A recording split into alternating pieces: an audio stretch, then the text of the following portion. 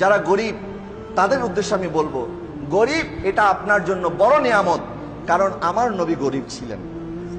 আমার নবী বলছেন, আমি যখন জান্নাতে যাব, সর্বপ্রথম আমি জান্নাতে যাব, আমি জান্নাতে যাওয়ার আগে কোন নবী রাসূল জান্নাতে প্রবেশ করতে পারবে না, আমার উম্মতের আগে কোন নবী রাসূলের উম্মত জান্নাতে যেতে পারবে না। যখন আমি জান্নাতে যাব, ওয়া মাই ফুকারাউল মুসলিমিন, তখন আমার সাথে আমার উম্মতের মধ্যে যারা ফকির আছে, গরিব উম্মত আছে, তারা আমার সাথে জান্নাতে যাবে। আমার নবী গরিব ছিলেন। মা আয়েশা সিদ্দিকা রাদিয়াল্লাহু তাআলা আনহা বলছেন, আমাদের ঘরে এমন সময় গেছে 2 মাস হয়ে যায় আমাদের ঘরে চুলা জ্বলতো না। আমার নবী একবার এই কাত থেকে ওই কাত, এই কাত থেকে ওই কাত হচ্ছে।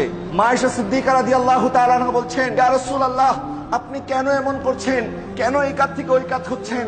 তখন আমার নবী বলছেন, আয়েশা, আমার খুব ক্ষুধা পেয়েছে। আমার নবী যা গেলেন মসজিদ নববীতে, এক সাহাবী আসলেন, এসে বলতেছেন, ইয়া রাসূলুল্লাহ, আমি অনেক ক্ষুধার্ত। কাপড়টা যখন সরালেন, দেখালেন, ইয়া রাসূলুল্লাহ দেখেন, পেটের মধ্যে আমি পাথর বেঁধে রেখেছি। তখন আমার নবীও নিজের চাদর মোবারক সরিয়ে দেখালেন, দেখো তুমি একটা পাথর বেঁধেছো, আমি নবী 2টা পাথর বেঁধেছি। আমার নবী কেনই কষ্ট করেছেন? যেই নবীকে আল্লাহ পাক লাম ও কানে নিয়ে দিদার দিয়েছেন, যার চেহারা মোবারকের কসম খেয়েছেন ওয়াদুহা, যার জুলফি মোবারকের কসম খেয়েছেন ওয়াল্লাইল।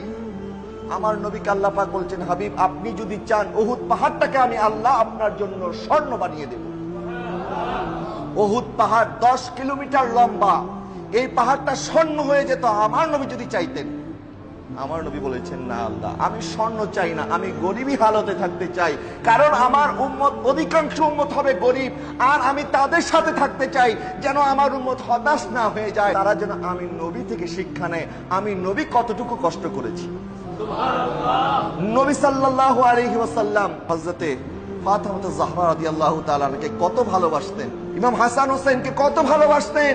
একবার আমার নবী সাল্লাল্লাহু আলাইহি ওয়াসাল্লাম গেলেন মা ফাতেমা জাহরাকে দেখার জন্য। উনি অসুস্থ হয়ে বিছানার মধ্যে পড়ে আছেন।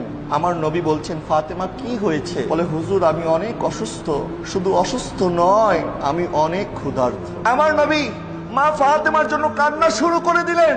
বাবাও কাঁদছে, সন্তানও কাঁদছে। আমার নবী বলে, ফাতেমা, তুমি ক্ষুধার্ত, আমি নবীও 4 দিন যাবত ক্ষুধার্ত।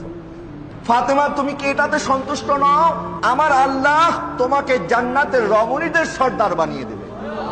মা ফাতেমা কখনো কোনো কষ্টে আমার নবীর কাছে সাহায্য চাইতেন না। একবার নবীজির কাছে কিছু হাদিয়া এসেছে। হাদিয়া আসার পরে হযরত মাওলা আলী শের খোদা রাদিয়াল্লাহু তাআলা ধৈর্যের পাহাড় ছিলেন, কিন্তু কতটুকু ক্ষুধার্ত ছিলেন, ধৈর্যের বাঁধ ভেঙে গেছে।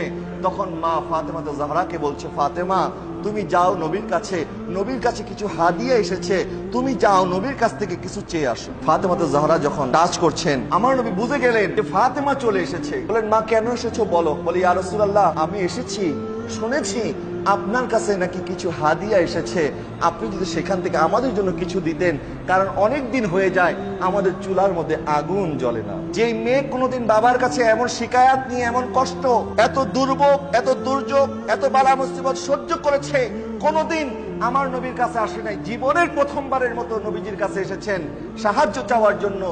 আমার নবী বলছেন, ফাতেমা, আমি কি তোমাকে আমার কাছে যে 5টা ছাগল আছে, এই ছাগল দেব, নাকি তোমাকে 5টা দোয়া শিখিয়ে দেব?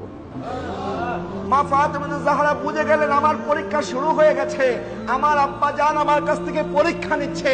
তখন ফাতেমা জাহরা, জান্নাতের রমণীদের সর্দারনি, তিনি বলছেন, আব্বা জান, আমার আপনার কাছ থেকে বকরি ছাগল লাগবে না, আপনি আমাকে দোয়া শিক্ষা দেন।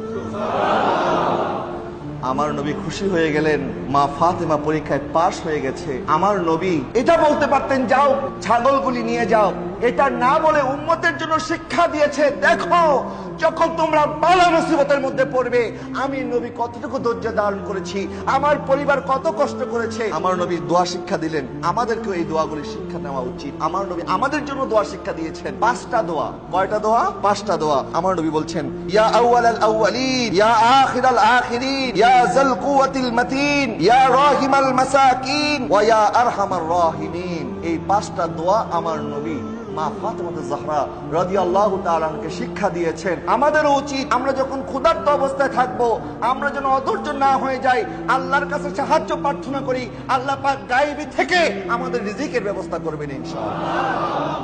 হাজরিন, এই সময়ে আমাদের উচিত একজন আরেকজনকে সহযোগিতা করা, সবার জন্য দোয়া করা। যখন একজন আরেকজনের জন্য দোয়া করে তখন ফেরেশতারা তার জন্য দোয়া করতে থাকে।